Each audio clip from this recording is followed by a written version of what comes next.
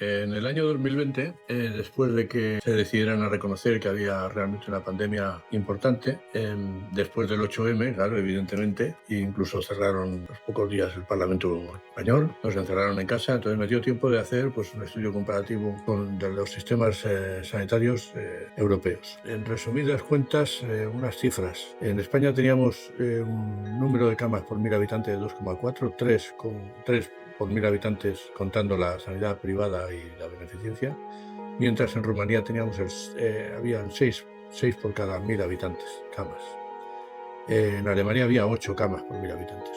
De UCI en España teníamos un 0,093 por 1.000, mientras en Alemania había un 0,34 por 1.000 habitantes. Bueno, esto evidentemente explica claramente pues, esta saturación que hubo en los hospitales españoles.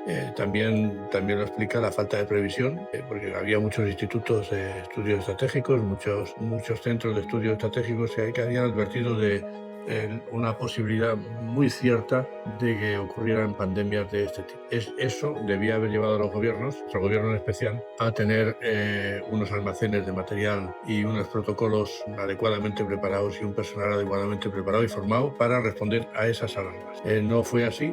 Y claro, se produjeron unas reacciones en cadena de compras de material urgente de mala manera que hoy día pues están juzgándose en la Audiencia Nacional y en el Tribunal.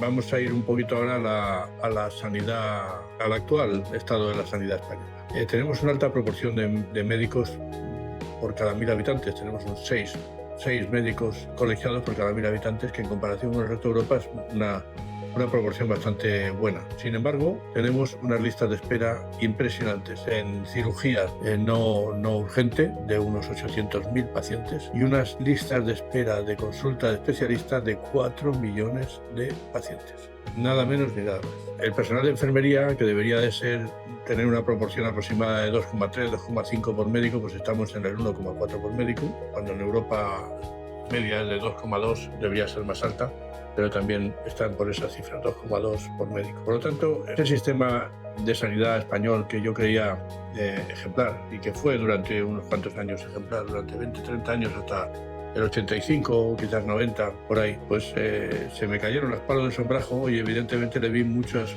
defectos y muchos problemas. Las causas de ese deterioro, entre otras cosas, son pues las malas condiciones de trabajo y económicas del personal sanitario, en especial médicos y personal de enfermería, que eso ha producido la fuga de personal hacia otros países en los que cobran, por lo menos en cuestión económica, salen ganando con creces. Luego, aparte de eso, la falta de previsión para la reposición del personal que se ha ido y las jubilaciones, porque ahora mismo estamos afectados por la jubilación de la conocida generación Baby Boom. Se van muchísimos médicos y no han hecho las previsiones adecuadas para sustituir a ese personal.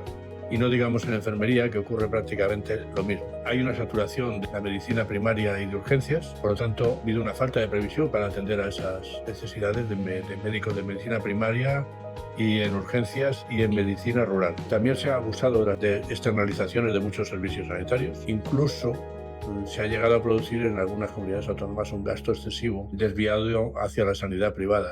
En Cataluña, por ejemplo, un 24,5% del gasto sanitario se deriva a los servicios de sanidad privada. ¿Es buena la inversión o suficiente la inversión en España en sanidad? Pues a la media europea estamos en un 20% por debajo, nada menos ni nada más. Y de Alemania andamos por la mitad en la inversión en sanidad. Además, parece ser que los españoles pagamos aproximadamente el 26% de los servicios sanitarios que utilizamos, de nuestro bolsillo. Lo pagamos de nuestro bolsillo. La situación actual, después de 40 años de sistema autonómico, por lo menos 40 años, yo creo que son más ya, pues ahora estamos con 17 sistemas de salud diferentes, más uno que es el estatal, que atiende además a las ciudades autónomas de Ceuta y Melilla. Son 17 sistemas diferentes y, por lo tanto, duplicidades administrativas, estructuras de compras diferentes, de gestión de personal, de evaluaciones, de sistemas informáticos distintos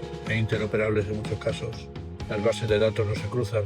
Todo eso produce una ineficiencia del sistema general bastante notoria. Por otro lado, tenemos unas desigualdades entre españoles en el sistema sanitario nacional bastante flagrantes. Gasto, por ejemplo, por habitante en la Comunidad Vasca, el gasto en sanidad pues venían a ser aproximadamente unos 2.000 euros en el año 2022, mientras que en Andalucía pues se quedaba en unos 1.530 y tantos euros por habitante. El coste del alta hospitalaria en Baleares en ese mismo año 2022 era de unos 3.800 euros, mientras en Andalucía era de 2.247 euros nada más. También hay grandes diferencias en el gasto farmacéutico entre comunidades, las listas de espera, incluso en las prestaciones.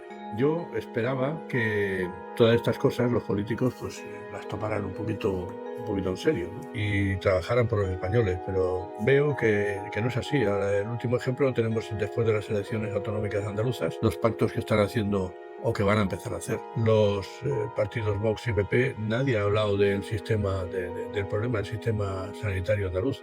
De lo único que hablan es de consejerías, de puestos, de cargos, etcétera, etcétera, pero no he oído hablar en absoluto nada de un sistema sanitario, el andaluz, que precisamente es de los más deteriorados de España. Un deterioro que viene ya de lejos, y eso lo podrá confirmar nuestra mujer política más importante de toda la democracia, como dijo ella de civil, que fue consejera de Sanidad de Andalucía. Realmente ni la Comunidad Autónoma de Andalucía ni ninguna otra van a cuidar de esos objetivos de lograr la eficiencia en su sistema sanitario, porque sus objetivos evidentemente son otros. No les preocupa en absoluto una gestión eficaz para favorecer al pueblo. Realmente creo que la solución para los problemas de nuestra sanidad es posible alcanzarla, porque es posible lograr una ratio adecuada de personal de enfermería con respecto a médicos. Quizás haya que esperar 6 u 8 años, porque claro, tienen que hacer su carrera, tienen que especializarse y ir sustituyendo a las bajas. Es posible también mejorar las condiciones del personal sanitario en general, tanto salariales como laborales, y hacer más atractivas las plazas de médicos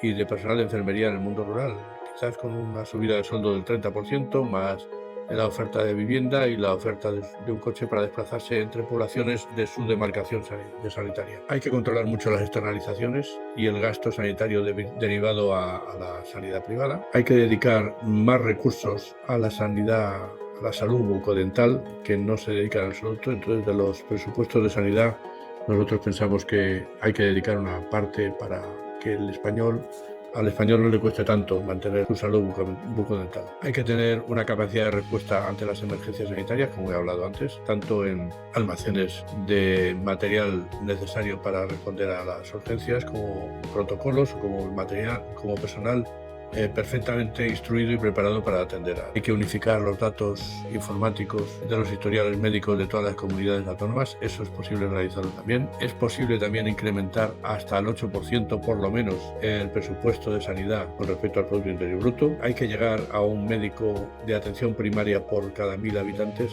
mínimo, y a 3 enfermeros o enfermeras también para 1.000 habitantes. Yo invito a entrar en nuestra página web, avantedoctercios.org, en el apartado de programas, específicamente en el programa de sanidad, donde verán que es posible, según nosotros, arreglar estas deficiencias actuales del sistema, unificando el Sistema Nacional de Sanidad y, por supuesto, eliminando las comunidades autónomas y centralizando la gestión sanitaria.